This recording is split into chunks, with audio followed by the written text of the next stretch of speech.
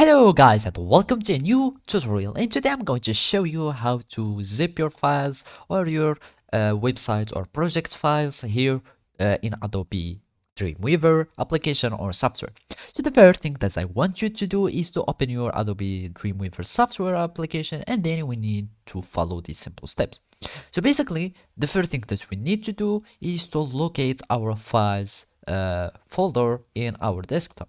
So all you can do is to go to the files menu or the files tool here in your workspace, and if you cannot find it here, you will need to go to window and search for files, and you will have this view. So basically, as you can see, those are our site, or this is our site here, and here where our these documents or our the documents are located. In my case, I just have these two CSS files that are located in this place or this folder. Then you will need to go to this folder. So basically, we need to open our folder and search for it in our desktop. So just go to documents my in my case. So let's just go to the Explorer or File Explorer. Just go to documents, and I will search for site, my site. So it is called. Let's see again.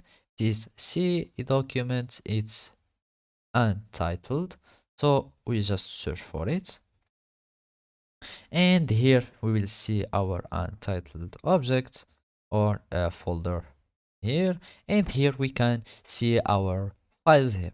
So either you can zip all your files from here, or you can simply just zip your folder. So let's here just zip our files and right click on the selection, and then either can send and click on compressed zip, and if you have some zipping or zipping software, you can do it like WinRAR or 7-zip. You can just add to archive if you want. So let's just do the method that everyone's have, and just click on compressed zip files, and it will be a zip file that will be created in your desktop or your PC.